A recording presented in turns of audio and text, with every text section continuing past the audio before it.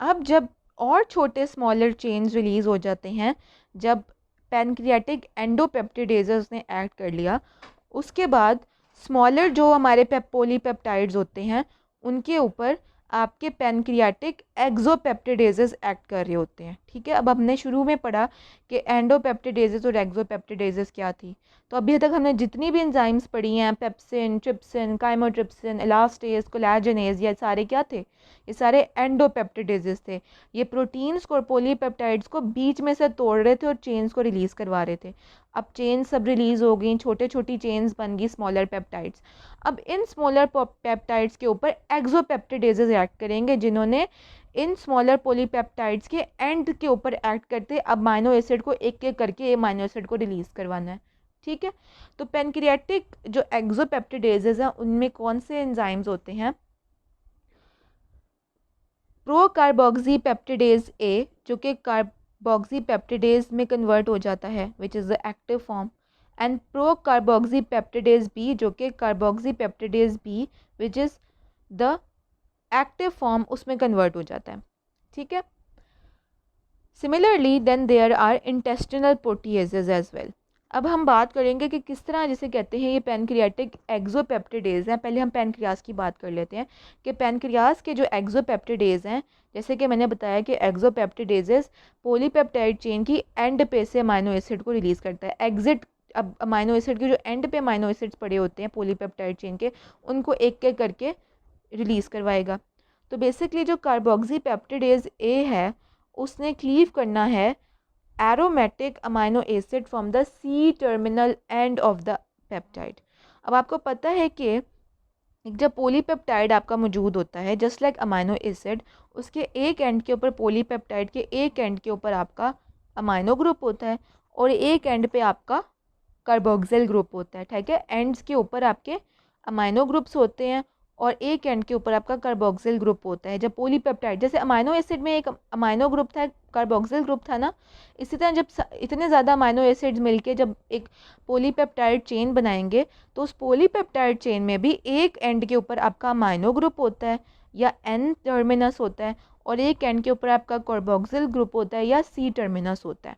तो बेसिकली जो pancreatic carboxy पेप्टिडेजेस होते हैं उन्होंने क्या करना होता है, आपका जो अब स्मॉलर पॉलीपेप्टाइड्स जो आपके इंटेस्टाइन में रह गए हैं उनके जो सी टर्मिनल है, यानी कि जो वो वाली टर्मिनल एंड जहाँ पे आपका कार्बोक्सिल ग्रुप पड़ा हुआ है, वहाँ से उसने अमाइनो एसिड्स को रिलीज़ करवाना है। कार्बोक्सी पेप्टिडेज ए ने क्लीव करवाना है एरोमेटिक अमाइनो एसिड को from the C terminus of the smaller polypeptide, and carboxy peptidase B ने क्लीव करवाना है आपका बेसिक अमाइनो एसिड्स को from the C terminal end of the peptide. तो बेसिकली इसमें कॉमन चीज़ याद रखें कि जो पैनक्रियाटिक कार्बोक्सी पेप्टिडेजेस होते हैं उन्होंने इस पॉलीपेप्टाइड चेन की कार्बोक्सिल एंड के ऊपर से एक एक करके अमाइनो एसिड को निकालना है और अमाइनो एसिड्स को रिलीज़ करवाना है। तो ये हमने पैनक्रियाज के एक्सोपेप्टिडेजेस की बात की। अब आते हैं इंटेस्टिनल प्रोटीएजेस के बारे में। इंटेस्टिनल प्रोटीएजेस ने क्या करना है, उसके अंदर एक चीज़ होती है अमाइनो पेप्टिडेजेस। अमाइनो पेप्टिडेजेस ने क्लीव करना है one amino acid from the N terminal end of the peptide. ये फ़र्क है अमाइनो एसिड में और कार्बोक्सी पेप्टिडेज में। अब ज़रा इसमें थोड़ी सी अक्ल लड़ाएं ज़रा आप। कार्बोक्सी पेप्टिडेज है मतलब ऐसा पेप्टिडेज जिसने कार्बोक्सिल एंड के ऊपर अमाइनो एसिड को रिलीज़ करवाना है। कैसी बात है, इजी हो गया याद करना। तो अगर मैं आपसे पूछ लूँ बेटा कार्बोक्सी पेप्टिडेज एंजाइम का क्या काम है, तो आप क्या कहोगे, मैम ये एक ऐसा पेप्टिडेज है जो कि एक एक्सोपेप्टिडेज है और इसने कार्बोक्सी मतलब कार्बोक्सिल एंड के ऊपर से अमाइनो एसिड्स को रिलीज़ करवाना है। तो it is a carboxy peptidase, ऐसा पेप्टिडेज या एक्सोपेप्टिडेज जिसने कार्बोक्सी या कार्बोक्सिल ग्रुप वाली साइड से या सी टर्मिनस एंड से अमाइनो एसिड्स को रिलीज़ करवाना है।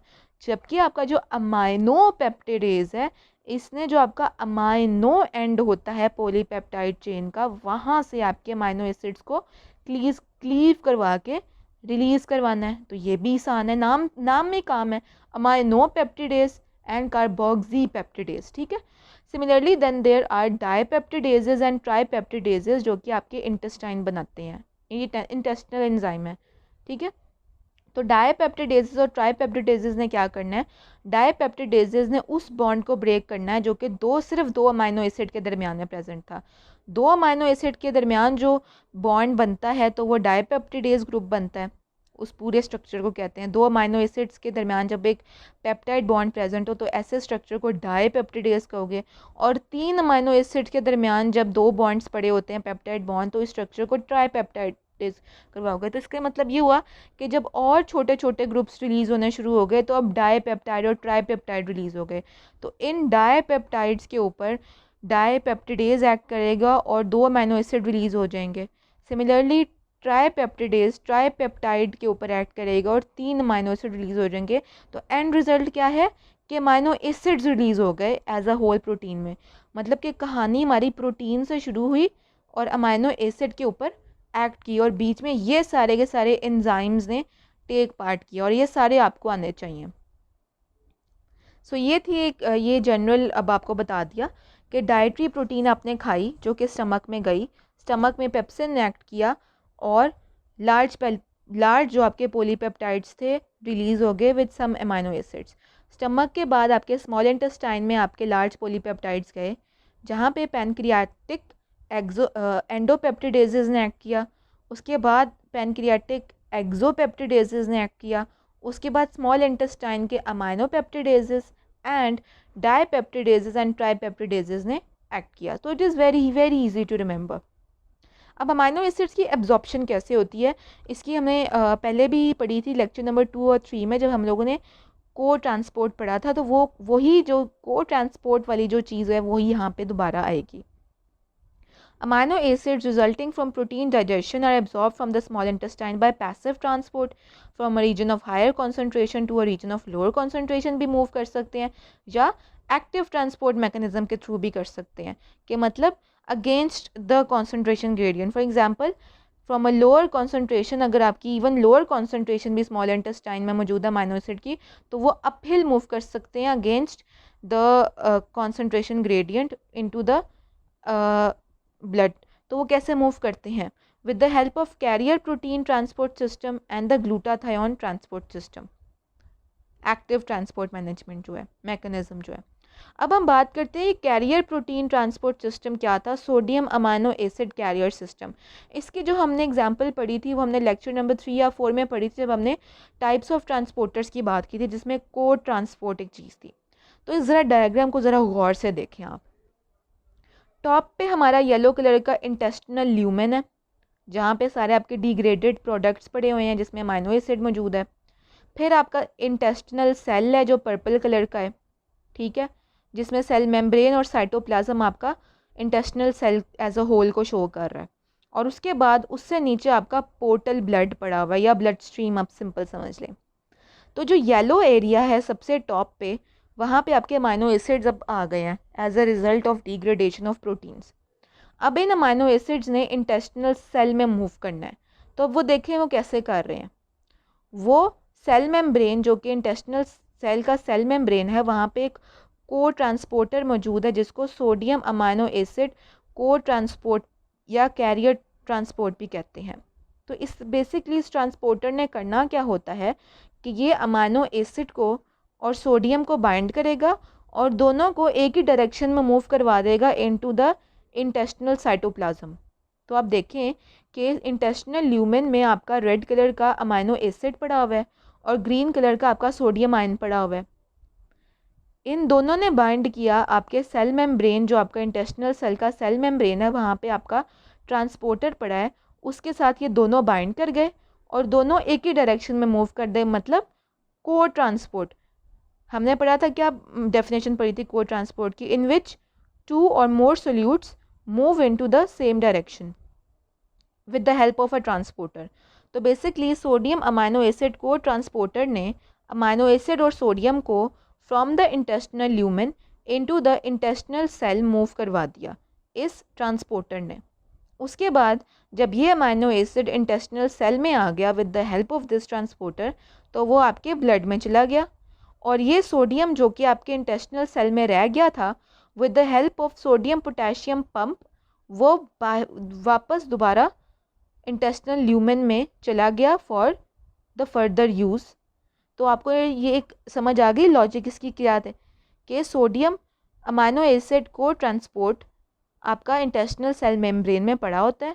ये इंटेस्टिनल ल्यूमेन से आपका सोडियम और अमाइनो एसिड को बाइंड करेगा और इंटेस्टाइन के साइटोप्लाज्म में एक ही डायरेक्शन में को ट्रांसपोर्ट करवा देगा और फिर ये अमाइनो एसिड जब इंटेस्टिनल सेल में आ जाएगा तो वो ब्लड में मूव कर जाएगा।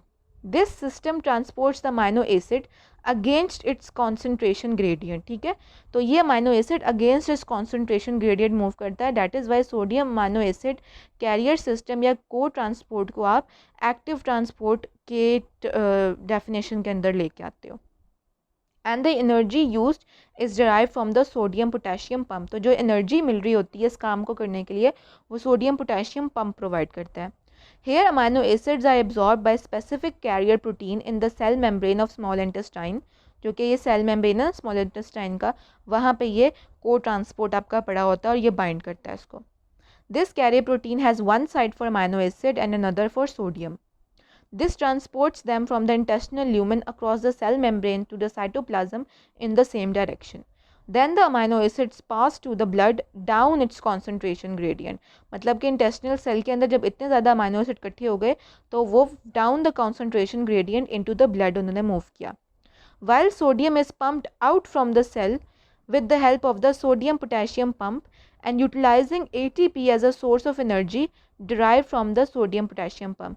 तो ये सोडियम पोटेशियम पम्प जो सोडियम आपका क्यूमुलेट हो जाता है आपके इंटेस्टिनल सेल में उसको आउट मूव करवाता है और जो ATP जनरेट होती है एज सच वो इस सिस्टम को चलाने में हेल्प करती है which is the active transport.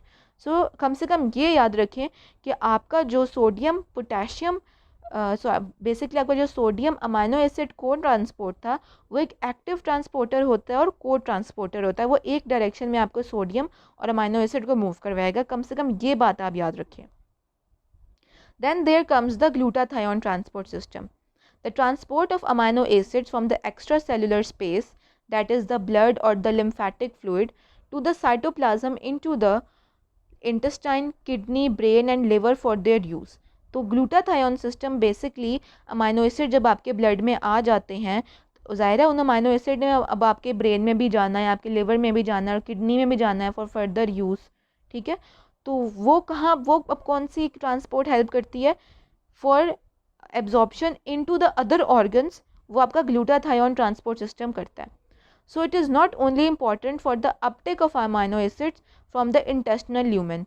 तो इस तरह का जो ट्रांसपोर्ट सिस्टम होते हैं ये सब अपटेक या एब्जॉर्प्शन के लिए भी ज़रूरी नहीं होते, वो अपटेक इनटू द ऑर्गन्स के अंदर भी ज़रूरी होते हैं। जब आपके लिवर को चाहिए अमाइनो एसिड्स, आपकी किडनी को भी चाहिए अमाइनो एसिड्स, आपके मसल्स को अमाइनो एसिड्स चाहिए, आपके ब्रेन को अमाइनो एसिड्स चाहिए, तो वहाँ पे आपका कौन सा ट्रांसपोर्ट सिस्टम है जो कि एक्स्ट्रा सेलुलर स्पेस या ब्लड से आपके अमाइनो एसिड्स को मूव करवाएगा इनटू द ऑर्गन, वो होता है आपका glutathione transport system, and 3 ATP molecules are utilized for transfer of one amino acid. Fate of absorbed amino acid, they enter into the amino acid pool। हमारा जो amino acid pool है वो किस तरह बनता है, जो आप प्रोटीन्स खाते हो उनके डिग्रेडेशन के नतीजे में जो अमाइनो एसिड बनते हैं, या आपके जो टिश्यू जो आपकी बॉडी में प्रेजेंट हैं उनके टर्नओवर की वजह से, या आपके बॉडी जो नॉन एसेंशियल अमाइनो एसिड्स खुद सिंथेसाइज करता है उसकी वजह से आपका अमाइनो एसिड पूल बनता है बॉडी का, जिसमें से 200 ग्राम आपकी बॉडी खुद सिंथेसाइज करती है और 100 ग्राम जो प्रोटीन थी एज अ होल वो आप खाते हो। और फिर ये अमाइनो एसिड्स यूज़ हो सकते हैं in the processes of anabolism to make up things, and these amino acids can also go into catabolism, फिर इनका ब्रेक डाउन भी हो सकता है। ये हम अगले लेक्चर में पढ़ेंगे कि किस तरह कैटाबोलिज्म होती है अमाइनो एसिड की। तो आपको समझ आ गई अमाइनो एसिड का पूल हमारी बॉडी में किस तरह बनता है, by intake, by tissue proteins and by the body synthesizes itself. अब हम नेक्स्ट लेक्चर में टच करेंगे अपना टॉपिक अमाइनो एसिड कैटाबोलिज्म का। बहुत इजी लेक्चर था, इसमें जब आपने फिजियोलॉजी भी पढ़ी होगी कि किस तरह आपकी बॉडी जीआईटी सिस्टम में आपके प्रोटीन्स डाइजेस्ट होते हैं, तो वहाँ से भी कोरिलेट करके इसको याद करने की कोशिश करें और ख़ुद इसको बना के याद करने की भी कोशिश करें। बहुत ईजी और आसान टॉपिक था। Thank you very much.